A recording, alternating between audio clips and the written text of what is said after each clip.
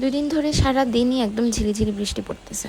না এই ওয়েদারে একটু বাইরে ঘুরতে যাওয়া যায়, না বাসায় বসে থাকা যায়। তাই আমিও চিন্তার ভিতর পড়ে গেলাম, এই ওয়েদারে কি করি আমি বাসায় বসে থেকে থেকে। প্রায় 1 সপ্তাহ ধরে ডায়েট করা হচ্ছে, বাট আমার এই শয়তান মন তো এখন মন চাচ্ছে যে ডায়েটটাকে একটু ভেঙে ফেলা যায় কিনা। আর বৃষ্টির দিন মানেই তো একটু ভালো মন্দ খাবার না হলে ভালোই লাগে না। তাই হঠাৎ করে মাথায় চলে আসলো কালাভুনা আর লুচি হলে ব্যাপারটা কেমন হয়। চট করে দেখতেই পাচ্ছ এখানে মাংস ভিজে ফেললাম, অ্যান্ড আমি আস্তে আস্তে মাংসটাকে ছুটানোর ট্রাই করতেছি, অ্যান্ড অপরদিকে আমি মাংসের প্রিপারেশন করা শুরু করলাম। কালাভুনা হতে ভালোই টাইম লাগবে, সো আমি এখন থেকে প্রিপারেশন শুরু করে দিলাম। কিন্তু ভাই পেঁয়াজ কাটতে কাটতে দেখো এত জোরে বৃষ্টি শুরু হলো, আমার মন তো আর মানলই না। তাড়াতাড়ি আমার হাজব্যান্ডকে বললাম চলো একটু বৃষ্টিতে ভিজেই আসি।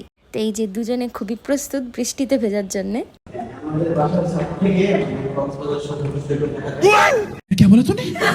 কিন্তু ছাদে উঠতে উঠতে বৃষ্টির এরকম হাল, মনে হলো আমার চান্দিনাটাও ঠিকঠাক ভাবে ভিজলো না।